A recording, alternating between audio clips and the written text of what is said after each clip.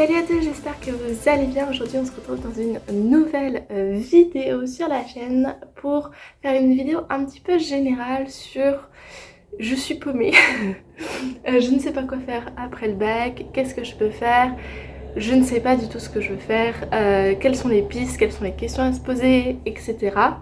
Donc je pense faire cette vidéo en plusieurs parties. Je l'ai préparée sur mon ordi, donc voilà, si je baisse la tête c'est que je suis en train de lire ce que je m'étais mis en note. Donc en tout premier, je pense que cette vidéo elle s'adresse pas forcément au terminal de cette année, je voulais le dire. Elle peut s'y intéresser, mais je pense que si vous êtes en terminale cette année, vous avez déjà fait Parcoursup, donc vous avez déjà une petite idée de ce que vous voulez faire, ou en tout cas vous avez mis des trucs par défaut. Et si vous savez toujours pas ce que vous voulez faire, ça peut vous stresser ou tout ça, et c'est vraiment pas le but c'est d'aiguiller si jamais vous n'avez pas d'idée. Donc voilà, si vous sentez que cette vidéo va vous stresser, passez-la, ne la regardez pas, ce n'est pas nécessaire. Donc je pense que ça s'adresse plus là du coup aux premières, secondes et même troisième de cette année. On passe à la vidéo. La première chose, je pense, qui est pour moi essentielle, c'est une plutôt bonne connaissance de qu'est-ce qu'on peut faire après le bac. Il y a des trucs qui vont pas du tout vous plaire, mais savoir qu'ils existent, c'est potentiellement une bonne idée. Je vais vous donner un exemple. Quand je suis allée en prépa en 4 en BCPST, je ne savais pas du tout qu'il existait quelque chose qu'on appelle maintenant la CPES, je crois. C'est une sorte de collaboration entre les universités et les prépas. Enfin, c'est une sorte de prépa mis à l'université, mis au lycée, qui permet des débouchés énormes. C'est comme si tu rassemblais plein de prépas ensemble. Voilà, je vous le dis mal, de toute façon c'est une vidéo que je veux faire sur les CPES, parce que voilà. Et je me suis dit, ça aurait été un truc pour moi, mais je n'avais pas cette connaissance-là parce que ça venait d'ouvrir et parce que je m'étais pas forcément suffisamment renseignée. Donc avoir une bonne connaissance, se renseigner, que ce soit sur Instagram, mes posts, voilà, je place là, sur le site de l'ONICEP, sur le site de l'étudiant. L'étudiant, ils font des très bons articles. L'ONICEP, c'est très expéditif, mais il y a tout. L'étudiant, c'est des très bons articles. Voilà, donc se renseigner un maximum. Et là, ce que je vais vous donner, c'est une connaissance un peu générale de ce qu'on peut faire post-bac. Comme ça, vous aurez à peu près toutes les voies et vous pouvez approfondir celle qui vous plaît.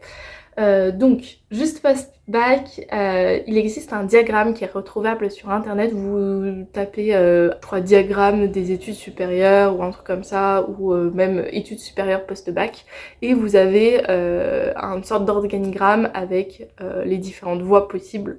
Donc je vais vous les expliciter. Il y a les prépas, donc scientifiques, économiques, commerciales. Il y a les BTS, les BUT qui se rapprochent un peu du système des prépas. Je vais en reparler, enfin surtout les BTS. Il y a les grandes écoles post-bac, donc ça peut être des écoles de commerce, des écoles d'ingénieurs, d'autres écoles, par exemple les IEP, il me semble que ça en fait partie. Il y a aussi les licences, donc à l'université, et notamment il faut penser aux licences, mais aussi aux doubles licences, aux doubles cursus et au master après. Dans le sens où aujourd'hui une licence à part entière c'est tout à fait possible d'en faire, mais à mon sens quand on rentre à l'université il faut déjà avoir son parcours un petit peu tracé après. Je pense que l'université c'est mieux de savoir ce que tu fais après pour bien préparer en amont, pour si tu as besoin de plusieurs compétences te tourner vers une double licence, etc. et avoir comme un petit chemin parcouru, même si c'est pas forcément celui que tu emprunteras. Je pense que c'est essentiel.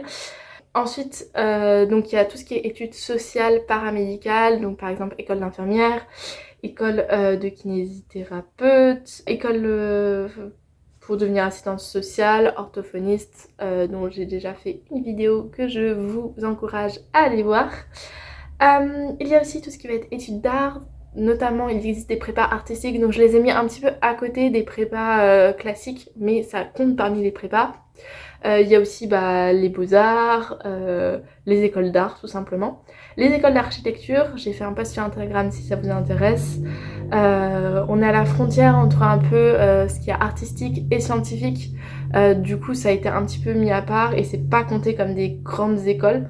Et ensuite il y a tout ce qui est hautes écoles, comme les écoles de vente, les écoles de tourisme, les écoles de transport, de communication, des gastronomies, toutes les écoles qui font pas partie des grandes écoles. Je sais pas quel est le critère exactement pour grandes écoles ou petites écoles. Moi je pense que c'est une question de déboucher derrière ou d'écoles qui sont subventionnées plus par l'État. Je ne sais pas exactement quel est le critère pour être une grande école. Et enfin, bien sûr, médecine, donc pour devenir médecin, chirurgien dentaire ou dentiste, pharmacien et sage-femme. J'ai fait aussi des vidéos dessus. Il me semble qu'il me manque kinésithérapeute que j'ai pas explicité et dentaire, si je dis pas de bêtises. Et donc une vidéo viendra assez rapidement là-dessus. Donc ça, c'était pour vous donner une idée globale de ce que vous pouvez faire. Il existe toujours des exceptions. Je voulais vous en trouver et j'ai oublié de le noter. Donc voilà, il existe toujours des exceptions, des choses que vous pouvez faire par vous-même. Vous pouvez décider de bosser juste après le bac. Vous pouvez décider de continuer des études qui n'ont pas été explicitées dedans ici. Vous pouvez décider de faire une année de césure, c'est tout à fait possible. C'est-à-dire vous inscrivez à une formation et vous dites je veux faire une année de césure. Il faut vérifier avec le cursus que vous voulez faire que c'est tout à fait possible que vous fassiez une année de césure, mais c'est possible. Pour certaines formations. Donc ça c'est la première chose, c'est je pense avoir une vue d'ensemble de qu'est-ce qui est possible. Et ensuite, une fois que vous avez cette vue d'ensemble, il faut voir qu'est-ce que vous avez envie de faire et bien vous connaître. Et donc on va passer aux questions qui selon moi il faut se poser. À mon sens, si vous savez pas direct ce que vous voulez faire, il faut éliminer. Et éliminer, ça comprend se poser les bonnes questions. Quelle matière j'aime, quelle matière j'ai envie d'approfondir et dans lequel j'ai envie d'aller. Sachant qu'il y a des matières que vous pouvez aimer.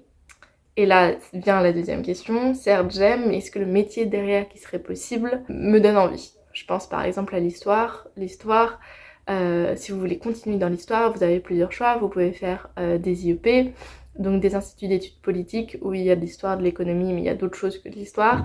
Vous pouvez faire une licence totalement histoire. Mais les débouchés derrière, si vous voulez vraiment travailler dans l'histoire et que l'histoire, ça va être souvent professeur ou enseignant-chercheur ou alors journaliste. Il me semble pas qu'il y ait, ou dans tout ce qui va être média, il me semble pas qu'il y ait d'autres débouchés. Donc si aucun des trois par exemple vous plaît, à mon sens, même si vous aimez l'histoire, ça va pas vous aider.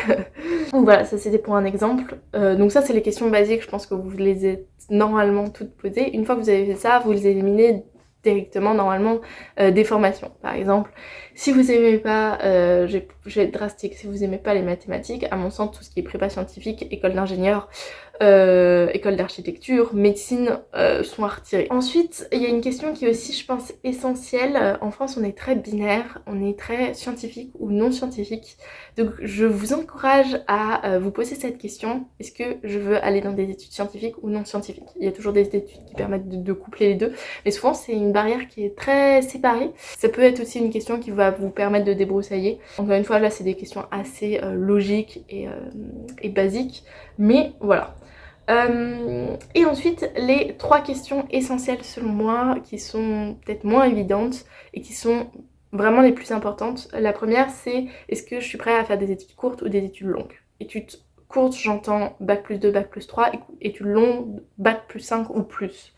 Donc par exemple, est-ce que je veux faire des études longues, donc je vais aller plutôt dans une prépa, une grande école post-bac, ou est-ce que, si par exemple je veux faire ingénieur, ou technicien supérieur du coup, ou est-ce que je vais faire des études courtes, donc bac plus 2 pour devenir plutôt technicien supérieur. Voilà, déjà ça peut être une bonne idée.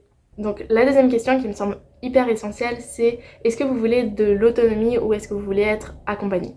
J'en ai déjà parlé dans ma vidéo BTS PUT, donc je vous invite à aller la voir si c'est pas déjà fait, dans lequel j'explique que pour les BTS, on est plus dans une continuité du lycée, donc plus accompagné, où vous allez avoir des devoirs du jour pour le lendemain, enfin où les semaines vont se suivre et ça va être bien encadré. Ça vaut aussi pour les prépas et ça vaut aussi pour certaines écoles d'ingénieurs post-bac. Je pense par exemple aux INSA qui ont un tronc commun qui se rapproche un peu des prépas, alors qu'il y a d'autres cursus dans lesquels vous allez avoir une plus grande autonomie. L'université, les BUT qui sont exercés dans des universités, certaines écoles d'ingénieurs comme par exemple l'UTC qui est vraiment tournée que autour de l'autonomie. Voilà. Donc à mon sens, il faudrait connaître qu'est-ce qui est le mieux pour soi. Il y a des gens qui, s'ils ont trop d'autonomie, ils vont pas bosser, du coup ils vont pas valider leur semestre, leur année, parce que tout simplement c'est parce qu'ils savent pas très bien s'organiser ou ils ont pas encore le déclic de s'organiser tout seul et peut-être qu'une prépa ou un BTS ou un truc plus encadré leur permettrait d'être obligé de travailler et de suivre le rythme de tout le monde. Ou alors peut-être que juste après le bac vous avez envie de liberté, vous en avez marre de pas avoir du temps pour vous et vous voulez vous organiser par vous-même. Et c'est ça que par exemple moi j'aime bien l'UTC, c'est que je peux m'organiser par moi-même. Si aujourd'hui là j'ai envie de tourner ma vidéo alors qu'il est 10h30 et qu'on est un mardi, bah je peux parce que j'ai pas cours à ce moment-là et que au lieu, enfin je me suis organisée pour bosser après ou avant, mais pas là parce que là j'ai envie de tourner ma vidéo. Voilà, c'est un exemple qui est pas forcément possible par exemple en prépa vous bossez de toute manière tout le temps, ou en BTS parce que vous avez des cours de 8h à 18h toute la journée et le soir vous avez peut-être du travail pour le lendemain, mais vous avez aussi plein de temps par exemple le week-end parce que toute la semaine vous avez bossé, alors que moi là par exemple si je fais ça je vais devoir bosser le week-end. Je sais pas si c'est très compréhensible ce que je veux dire, mais se connaître pour savoir ce dont vous avez envie et ce qui est fait pour vous. Vous pouvez, je pense que tout le monde a envie d'avoir une grande autonomie, de pouvoir faire ce qu'il veut quand il veut, mais je pense que c'est pas fait pour tout le monde et c'est vraiment quelque chose à prendre en compte. Si vous êtes quelqu'un qui a du mal à vous motiver, qui a du mal à s'organiser, vraiment pensez, si vous avez envie d'aller à l'université ou dans un truc un peu plus autonome, pensez vraiment à est-ce que je vais y arriver et est-ce que c'est fait pour vous. La question suivante, qui est aussi très importante, que vous allez peut-être trouver un peu plus insignifiante, mais qui selon moi est très importante, notamment parce qu'il y a des études qui montrent que la plupart des étudiants restent sur la région dans laquelle ils ont fait leur lycée pour les études supérieures. Donc pour moi c'est une question qui est importante, c'est le lieu en fonction de ce qui est disponible vis-à-vis de ce que vous voulez faire, où vous allez faire vos études. Chez les parents, pas chez les parents, c'était la question plutôt essentielle. Je pense juste après le bac, c'est très difficile de partir de chez soi. Personnellement, moi ça a été très difficile et c'est aussi une des raisons pour lesquelles j'ai choisi prépa et je suis partie un semestre après en me disant ok, ça a fait du bien de partir. Parce que bah, j'étais dans le rythme prépa, etc. donc c'était compliqué. Donc c'est une question vraiment à se poser parce que à mon sens, ça va déterminer aussi votre réussite dans les études supérieures. Si vous êtes loin de chez vous et que vous vous sentez pas très bien, vos performances vont prendre un coup. Donc pareil, se connaître, savoir est-ce que j'ai besoin de rester chez mes parents parce que je vais avoir un cadre qui est bien, je vais avoir une continuité avec tous ces changements des études supérieures, je vais avoir une continuité et plus tard peut-être que j'essaierai de partir. Ou est-ce que au contraire j'ai besoin de partir parce que le cadre dans lequel je suis chez mes parents ne me convient pas, ou tout simplement parce qu'il n'y a pas de disponibilité dans ma région et que j'ai vraiment envie de faire ce cursus là qui est pas chez moi, ou parce que j'ai envie de découvrir une vie étudiante bien remplie et que à mon sens si je suis chez moi bah je serai moins dans le mood. Voilà, donc il y a des vraies questions à se poser autour de ça. Si je peux vous donner un conseil, si vous avez décidé de faire prépa, BTS, je crois déjà c'est pas mal, je pense je vais rajouter PIT dedans. Je pense qu'au mieux, le mieux du mieux, c'est de rester chez soi. Parce que de toute manière, en tout cas pour la prépa, pas forcément pour le BTS, mais pour la prépa, vous n'aurez pas le temps d'avoir une vie sociale très bien garnie. Donc soit rester chez ses parents, soit être dans un foyer, parce que quand on est en prépa, il faut être bien entouré, je pense. Être tout seul dans son petit appart, c'est compliqué. Pour le BTS, peut-être rester chez soi, parce qu'encore une fois, vous allez avoir pas mal de cours. Donc pas forcément le temps de faire des trucs en dehors. Et pour les autres, si vous êtes quelqu'un qui a envie d'être dans beaucoup d'assos, etc., peut-être directement proche de votre université, école, etc., ça peut être une bonne idée. Je pense aux IEP par exemple, où tout ce qui va être association est super important. Être proche de l'université vous fera gagner du temps et vous serez vraiment au cœur de la vie associative de votre établissement. Donc voilà. La troisième étape, se renseigner plus profondément. Une fois que vous avez déterminé ces questions-là, il faut que vous coïncidez les différentes critères que vous avez mis vis-à-vis de ce que vous avez envie de faire, et ça passe par beaucoup de renseignements. Le renseignement, ça peut être encore une fois post Instagram, ça peut être ONICEP étudiant, j'en ai déjà parlé. Mais une fois que vous avez passé cette étape-là de recherche générale, une fois que vous avez des noms précis d'écoles, de filières, il faut vous renseigner vraiment précisément. Par exemple, vous savez que vous voulez faire une prépa littéraire. Vous avez encore le choix entre prépa AL, BL, etc. Et bah vous allez vous renseigner pour savoir par exemple combien il y a d'heures d'histoire, si t'aimes l'histoire, combien il y a d'heures de philosophie, vraiment aller dans le détail. Parce que cette formation, bon la prépa c'est 2 ans, il y a des écoles d'ingé c'est 5 ans, les licences c'est 3 ans, c'est pas négligeable. Pendant 3 ans vous allez étudier ces matières.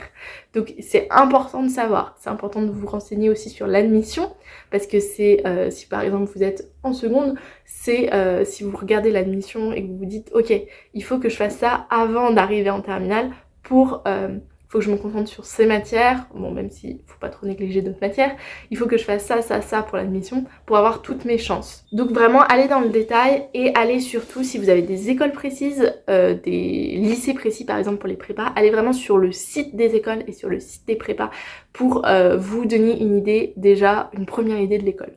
Mais à mon sens il faut pas s'arrêter à là et l'étape suivante c'est vraiment se déplacer. Se déplacer, c'est super important de faire des portes ouvertes. Si vous avez une idée restreinte, alors bien sûr, il ne faut pas faire toutes les portes ouvertes de toutes les formations que vous avez envie de mettre sur Parcoursup, ça ne sert à rien.